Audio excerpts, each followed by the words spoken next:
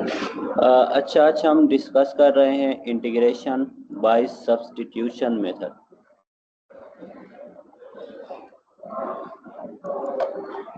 Integration by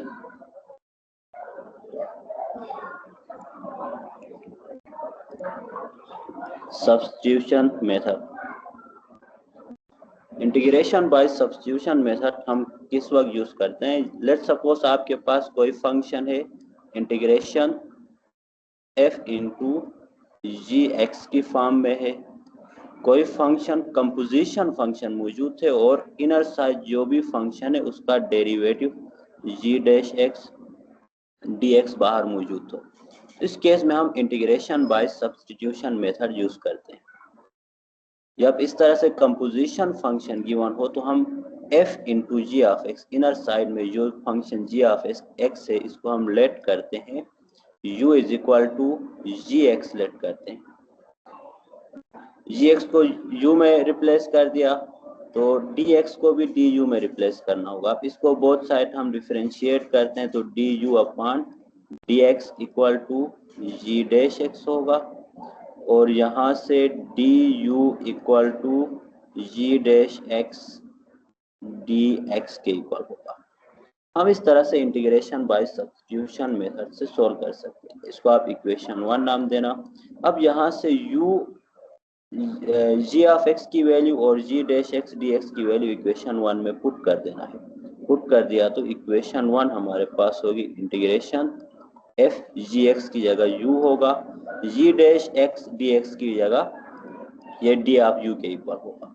सही है। जब भी आपके पास कोई कंपोजिशन ऑफ फंक्शन है और इनर साइड जो फंक्शन है उसका डेरिवेटिव मौजूद हो तो आप हमेशा integration by substitution method use कर सकते हैं। जैसे कोई एग्जांपल है आपके पास, integration x square plus 1 whole power 1 upon 2 है और साथ में एक्स डी एक्स है। देखिए जब भी आप इसको सोल्व करना चाहें तो इसमें देखो जो इनर साइड आपके पास एक्स स्क्वायर प्लस 1 है, पहले चेक करना इसका डेरिवेटिव मौजूद है तो हम इसको सब्स्टिट्यूशन से सोल्व कर सकते हैं। एक्स स्क्वायर प्लस 1 का डेरिवेटिव 2x होता है तो बाहर x है 2 नहीं है तो यानी 1x है ना, 1x को हम 2 डिवाइड बाय 2 लिख सकते हैं। सही है। मीन्स इसको आप यूज सब्स्टिट्यूशन से सोल्व कर सकते हैं। जब वेरिएबल मौजूद हो, कांस्टेंट ना भी हो तो इश्यू नहीं होता है क्योंकि कांस्टेंट को आप मल्टीप्लाई डिवाइड करके एडजस्ट कर सकते हैं, लेकिन सब्स्टिट्यूशन मेथड के लिए वेरिएबल होना जरूरी है। तो इस केस में आप लोग यहाँ पे लेट करेंगे, लेट इनर साइड जो फंक्शन u है वो इक्वल टू होगा एक्स स्क्वायर प्लस 1 के इक्वल और इसको डिफरेंशिएट करते हैं तो d u equal to 2x d x के इक्वल होगा। इसको मैं इक्वेशन 1 नाम देता हूँ। अब इन वैल्यूज को इक्वेशन 1 में पुट कर देना। पुट किया तो इक्वेशन 1 होगा integration u x square plus 1 को u नाम दिया था, u पावर 1 अपॉन 2 होगा और यहाँ से x dx की क्या वैल्यू है, यहाँ 2x dx है तो x dx को हम लिख सकते हैं du upon 2 equal to x dx। x dx की जगह आप लिख सकते हैं du अपॉन 2। अब यहाँ से देखो 2 कांस्टेंट है, 1 अपॉन 2 बाहर आएगा और integration of u 1 upon 2 du होगा। अब इसमें आप पावर रूल लगा सकते हैं, u पावर n हो तो पावर रूल आप अप्लाई कर देना। ये 1 upon 2 u power 1 upon 2 plus 1 divide by 1 upon 2 plus 1 plus c होगा। इसको फर्दर आप सिंप्लीफाई कर देना, ये होगा 1 upon 2 u power 3 upon 2 divide by 3 upon 2 plus c होगा। यहाँ से 2 और 2 कैंसल हो जाएंगे क्योंकि ये डिवाइड के डिवाइड में ना कैंसल हो गए तो आपके पास ये होगा 1 upon 3 u power 3 upon 2 plus c होगा। लेकिन हमें आंसर तो x की फॉर्म में चाहिए क्योंकि ये फंक्शन ऑफ x है, इसका आपने इंटीग्रेशन फाइंड करना है। तो जिसको आपने लेट किया था u equal to x square plus 1, इसको दोबारा यहाँ पे पुट कर देना है आखिर में। तो put u equal to x square plus 1 कर देना। जब u equal to x square plus 1 यहाँ पुट करते हैं तो हमारे पास होगा integration x square plus 1 upon 2 x d x equal to होगा 1/3 u की जगह x² + 1 पुट कर देना, ये x² + 1 होगा और होल पावर 3/2 प्लस c होगा। मीन्स आप इस तरह से सब्स्टिट्यूशन मेथड से कोई भी फंक्शन हो और उसका डेरिवेटिव सामने मौजूद हो तो इसको आप सोल्व कर सकते हैं, सही है। और इसी तरह कुछ और एग्जांपल्स हम देखते हैं, जैसे इंटीग्रेशन ऑफ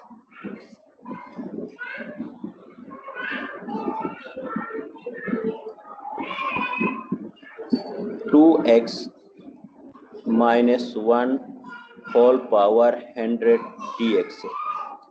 इसको देखिए, डायरेक्ट आप पावर ओपन करके सोल्व नहीं कर सकते। इसको सोल्व करने के लिए भी हम इनर साइड फंक्शन देखते हैं 2x + 1। इसका डेरिवेटिव 2 है, 2 कांस्टेंट है, वो कांस्टेंट न भी हो तो इश्यू नहीं, हम कर सकते। वेरिएबल अगर मौजूद ना हो तो हम यूज सब्स्टिट्यूट अप्लाई नहीं कर सकते। जैसे आपके पास एक फंक्शन होगा इंटीग्रेशन 2x² - 1 dx होगा। अब 2x² का डेरिवेटिव 4x होता है। जब तक x बाहर मौजूद नहीं होगा आप इसको यूज सब्स्टिट्यूशन से नहीं कर सकते। ये किसी और मेथड से होगा लेकिन यूज सब्स्टिट्यूशन से नहीं होगा। तो आप इस फंक्शन को आप यूज सब्स्टिट्यूशन से कर सकते हैं। यहाँ पे 2x - 1 को यहाँ लेट कर दो, u = 2x - 1 और यहाँ से du = 2 के इक्वल होगा, 2 dx के इक्वल होगा। हमें dx की वैल्यू फाइंड करना है तो du/2 = dx होगा।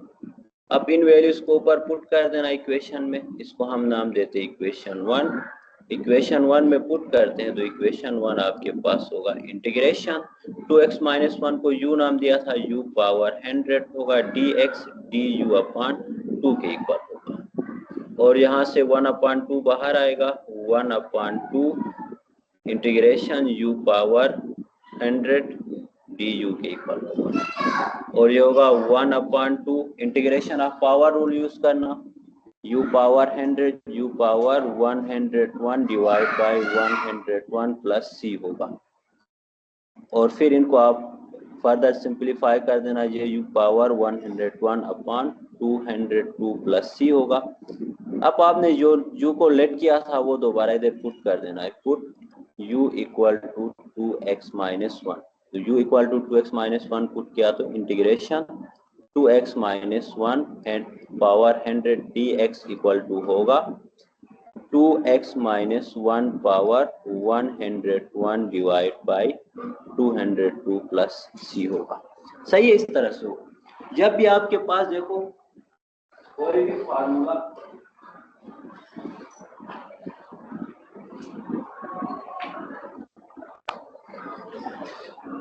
अच्छा, इससे हम एक रिजल्ट को ड्राइव करते हैं।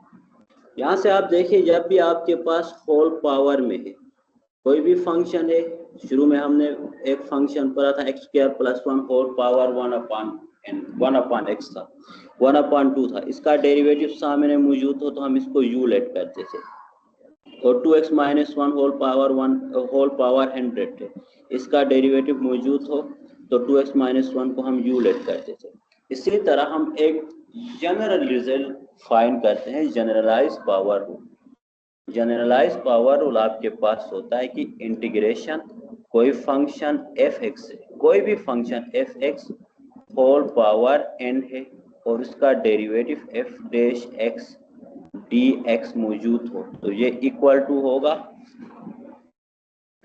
f(x) whole power n + 1 divide by n + 1 plus c के इक्वल होगा। यानी इस तरह से जनरलाइज पावर रूल ऐसे होगा। मींस अगर आपके पास कोई फंक्शन है x के अलावा, वैसे पावर रूल क्या होता था? Power rule integration x power n dx = x power n + 1 divide by n + 1 plus c था ना, x हो तो। अगर x की जगह कोई फंक्शन हो और उसका डेरिवेटिव सामने मौजूद हो तो वो f(x power n + 1 divide by n + 1 plus c होगा। ये कैसे होगा? ये सब्स्टिट्यूशन से ही होता है। इसको आप सोल्व करेंगे तो आप हमेशा लेट करेंगे इनर साइड जो भी फंक्शन है u = f(x) होगा, क्योंकि मैंने बताया था कि कोई भी फंक्शन है उसका डेरिवेटिव मौजूद है तो उस फंक्शन को u लेट कर सकते हैं। तो यहाँ से du क्या होगा? du f' x dx होगा। इसको हम इक्वेशन 1 नाम देते हैं। तो इन वैल्यूज को इक्वेशन 1 में पुट कर देना। इक्वेशन 1 होगा integration of f x power n है, तो एफ एक्स की जगह हमने u पुट किया था, u पावर n होगा। F dash x d x D you के इक्वल था, इसकी जगह डी यू पुट कर देना।